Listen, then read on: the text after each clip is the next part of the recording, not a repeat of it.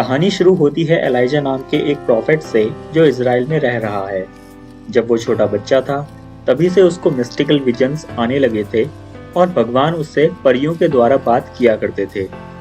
उस टाइम उसके माँ बाप को लगा था कि उनके बच्चे को कोई परेशानी है, तो वो उसे एक पादरी के पास ले गए। उस पादरी ने कहा कि एलाइजा एक नबी है, यानी कि इसे धरती पे भगवान ने भेजा है और ये भगवान की बातें सुन सकता है। लेकिन एलाइजा के माँ बाप ने ऐसा मानने से मना कर दिया और कहा कि ये प्रॉफिट नहीं बन सकता। इसलिए उसके माँ बाप ने उसे कारपेंटर का काम सिखा दिया और एक छोटी सी दुकान खोल के दे दी। अब एलाइजा अपने कारपेंटरी के काम में बिजी हो गया। जो मैसेजेस भगवान उसको परियों द्वारा भेजते थे, उसने वो मैसेजेस सुनना भी बंद कर दिया और फिर जब वो बड़ा हुआ तो वो भूल ही गया कि उसके पास भगवान से बात करने की शक्तियां हैं। कुछ टाइम बाद टायर राज्य की रानी जेजबेल ने इज़राइल के राजा अहाब से शादी कर ली। इस शादी से टायर और इज़राइल दोनों राज्यों में शांति तो आई, लेकिन इससे इज़राइल के लोगों का धर्म परिवर्तन भी शुरू हो गया। अहाब से शादी करने के बाद जेजबेल ने उसे जूइश भगवान को मानने से मना कर दिया और कहा कि अब वो लेबनान के पगान भगवान को माने। इसके साथ ही जेजबेल ने उन सभी प्रॉफिट्स को जान से मारना शुरू कर दिया जो इज़राइल के भगवान में विश्वास करते थे। जेजबेल ऐसा इसलिए कर रही थी ताकि इज़राइल में जुडाइज्म धर्म ना फैल जाए। एलाइजा भी एक प्रॉफिट था और उसे पता था कि अगर वो इज़राइल में रुका तो जेजबेल उसे भी मार देगी, इसलिए वो वहां से भाग गया। वहां से भागने में उसकी हेल्प एक एंजल ने करी जो स्वर्ग से उतरी थी। वो एंजल उसे एक शहर ले गई जिसका नाम अकबर था। उस शहर में एलाइजा एक विधवा लड़की से मिला। उस विधवा ने उसे खाना और अपने घर में रहने की जगह दी। इससे शहर के दूसरे लोग परेशान हो गए और उस विधवा को एलाइजा को अपने घर में जगह देने से मना करने लगे। उन्होंने ऐसा इसलिए किया क्योंकि उन्हें लगा कि ऐसा करने से जेजबेल उनसे गुस्सा हो जाएगी और उन सबको मार देगी।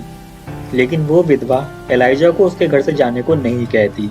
ये देखते हुए एलाइजा को उससे प्यार हो जाता है। उस विधवा का एक छोटा बेटा भी था।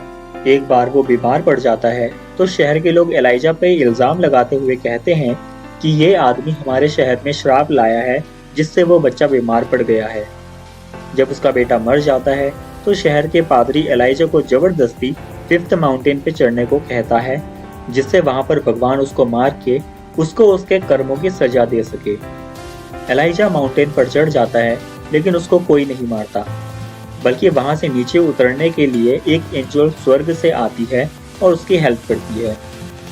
एलाइजा पहाड़ी से नीचे उतरने के बाद एक चमत्कार करके विधवा के बेटे को जिंदा कर देता है और इससे सब शहर वालों को यकीन हो जाता है कि वो भगवान का भेजा हुआ प्रॉफिट ही है।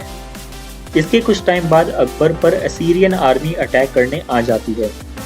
एलाइजा अकबर के लीडर्स को असीरियन आर्मी से एक पीस अग्रीमेंट करने को कहता है, लेकिन अकबर शहर के लीडर्स एलाइजा की बात नहीं मानते और लड़ाई के लिए तैयार हो जाते हैं। दोनों आर्मीज के बीच घमासान लड़ाई होती है। असीरियन आर्मी ये लड़ाई जीत जाती है और अकबर शहर पूरी तरह तबाह हो जाता है। इस लड़ाई में वो विधवा भी मर जाती है। इस लड़ाई के बाद एलाइजा फिर से अकबर शहर को बसाने की कोशिश करता है।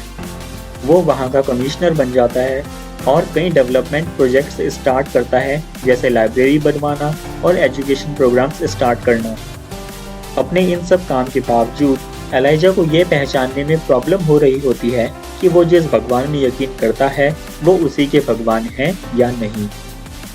लेकिन फिर एक दिन उसके पास स्वर्ग से एक एंजल आती है जो उसे यकीन दिला देती है कि वही उसके भगवान हैं।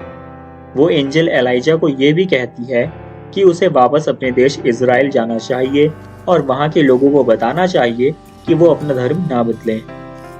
एलाइजा इज़राइल वापस आ जाता है और चमत्कार करके लोगों का भरोसा जीत लेता है। उसके ऐसा करने से जेजबेल भी इम्प्रेस हो जाती है। फिर वो कहता है कि जो भी प्रॉफिट भगवान को नहीं मानता उसको मार देना चाहिए। इससे लोगों में गुस्सा भड़क उठता है और वो जेजबेल को इज़राइल से भगा देते हैं। इससे द 5th माउंटेन बुक एक ऑप्टिमिस्टिक नोट पे खत्म होती है, जहाँ पे एलाइजा इज़राइल को एक शांति प्रिय देश बनाने की कोशिश करता है।